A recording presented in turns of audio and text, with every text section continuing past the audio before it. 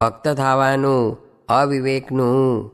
સ્વામિનારાયણ હરે સંવત 1882ના મહાસુદી બીજને દિવસ શ્રીજી મહારાજ સાંજને સમયે શ્રી વડતાલ મધ્યે શ્રી લક્ષ્મીનારાયણના મંદિરમાં ઉગમણી કોરની રૂપચોકી ઉપર ગાદી તક્યા નંખાવીને વિરાજમાન હતા ને સર્વ શ્વેત વસ્ત્ર ધારણ કર્યા હતા અને પોતાના મુખારવિંદની આગળ મુનિ તથા દેશ દેશના હરિભક્તની સભા ભરાઈને બેઠી હતી. પછી ઠાકોરજીની સંધ્યા આરતી થઈ રહી ત્યારે શ્રીજી મહારાજ બોલ્યા, જે સાંભળો, ભગવાનની વાર્તા કરીએ છીએ.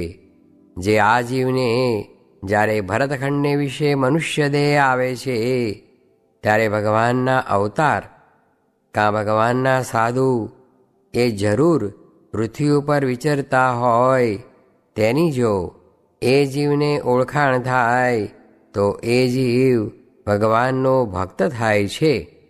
પછી એ ભગવાનનો ભક્ત થયો તેને ભગવાન વિના બીજા કોઈ પદાર્થને વિશે પ્રીતિ રાખવી ઘટે નહીં. શા માટે? જે ભગવાનના ધામનું જે સુખ છે તેની આગળ માયિક પંચવિષયનું સુખ છે તે તો નરક જેવું છે. અને જે નરકના કીડા છે તે તો નરકને વિશે પરમ સુખ માને છે, પણ જે મનુષ્ય હોય તે તો તે નરકને પરમ દુઃખદાયી જાણે છે. તેમ જેને ભગવાનની ઓળખાણ થઈ તે તો ભગવાનનો પાર્ષદ થયો ને તેને ભગવાનનો પાર્ષદ મટીને વિષ્ઠાના કીડાની પેઠે માયિક પંચવિષયના સુખને ઈચ્છવું નહીં. અને જે ભગવાનનો ભક્ત હોય તે તો જે મનોરથને કરે તે સર્વે સત્ય થાય છે.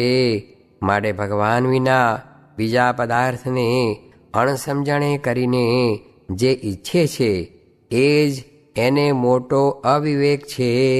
તે સારું, જે ભગવાનનો ભક્ત હોય તેને તો 14 લોકના જે ભોગ સુખ છે તેને કાકવિષ્ટા તુલ્ય જાણ્યા જોઈએ અને મન કર્મ વચને કરીને ભગવાનને ભગવાનના ભક્તને વિશે જ દ્રઢ પ્રીતિ કરી જોઈએ અને એમ સમજવું જોઈએ જે ભગવાનનો ભક્ત હોય ને તેને જો કદાચિત ભગવાન વિના બીજી વાસના રહી ગઈ હોય તો તે પણ ઇન્દ્ર પદવીને પામે કાં બ્રહ્મલોકને પામે, પણ પ્રાકૃત જીવની પેઠે નરક 84માં તો જાય જ નહીં.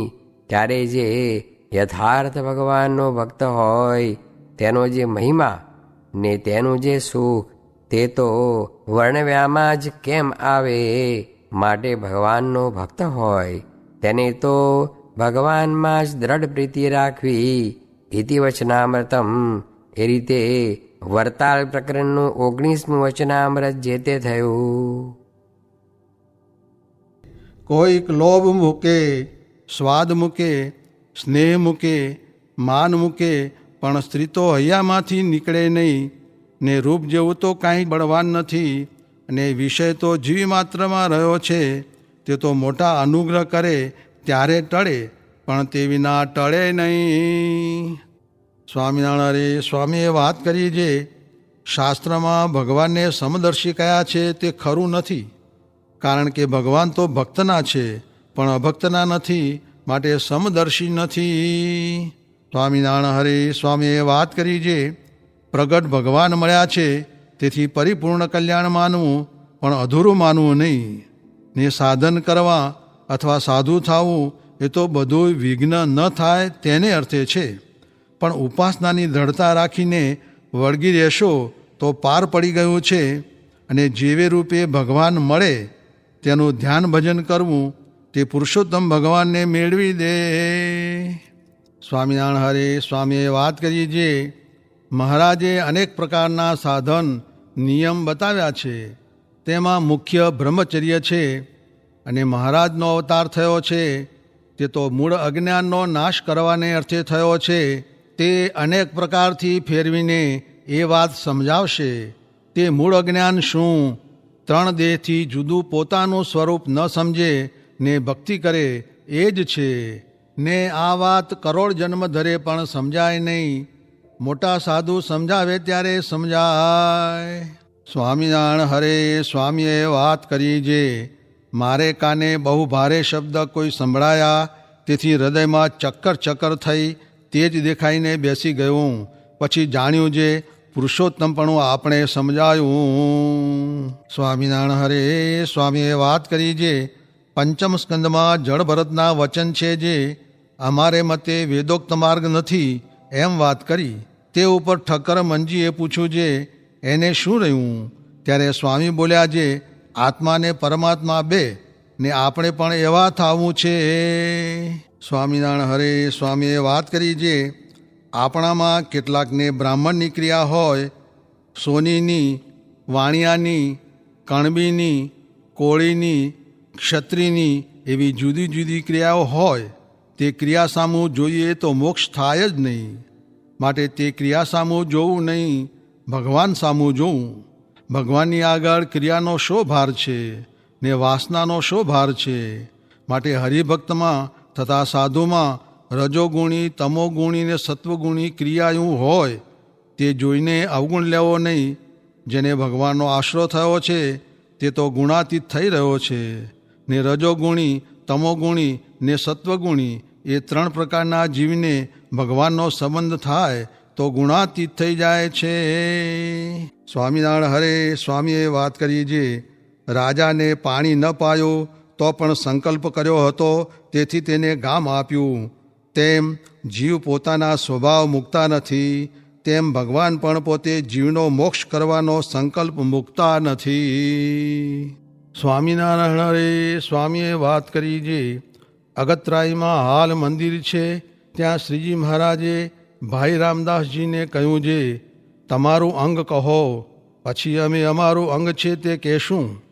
પછી રામદાસભાઈએ પોતાનું અંગ કહ્યું જે 3 અવસ્થામાં જીવાત્માને વિશે તમારી મૂર્તિ તેજે સહિત અખંડ દેખું છું, એવું તમારી કૃપા થકી અખંડ વર્તે છે. પછી શ્રીજી મહારાજે પોતાનું અંગ કહ્યું જે અક્ષરાધિક મુક્ત તથા પુરુષ, કાળ, માયા, પ્રધાન પુરુષ તથા અનંત કોટી બ્રહ્માંડના ઈશ્વર તથા સર્વે વિભૂતિઓ તથા સર્વે જીવ એ સર્વેનો નિયંતા ને સર્વેનો કર્મ ફળ પ્રદાતા તે હું એક જ છું. ને તે સર્વેના સ્વરૂપ, સ્વભાવ ને ગુણ તેને અખંડ દેખું જાણું છું. પણ એ સર્વે જે અક્ષરાધિક તે મારી મૂર્તિનો મહિમા જેમ છે તેમ દેખવા જાણવા સમર્થ નથી. ને હું પણ મારી મૂર્તિના મહિમાના અંતને પામતો નથી. ને એ સર્વે સામર્થ્ય તે મારી મૂર્તિના એક રોમના કોટીમાં ભાગની બરોબર પણ નથી આવતું. એવી અનવધિકાતિશય મહા આશ્ચર્યમય ને સર્વોપરી આ મૂર્તિ છે. એમાં કિંચિત માત્ર સંશય નથી. એ અમારું અંગ છે તે કહ્યું. સ્વામિનારાયણ હરે સ્વામીએ વાત કરી જે વરતાલે ઉગમણા બંગલાને વિશે શ્રીજી મહારાજને ઝવેર ભક્તે પૂછ્યું જે હે મહારાજ, અક્ષરધામને વિશે ભગવાનની મૂર્તિ કેવી હશે? ત્યારે શ્રીજી મહારાજ બોલ્યા જે આ પ્રત્યક્ષ અમે બેઠા છીએ તેવી જ અક્ષરધામને વિશે ભગવાનની મૂર્તિ છે. ત્યાર પછી તે ભક્તે ફરીને પૂછ્યું જે હે મહારાજ, કૃપા કરીને જેવી અક્ષરધામને વિશે મૂર્તિ છે તેવી દેખાડો. ત્યારે તે ભક્તને શ્રીજી મહારાજે સમાધિ કરાવીને અક્ષરધામને વિશે પોતાની મૂર્તિનું પ્રત્યક્ષ પ્રમાણ દર્શન કરાવ્યું.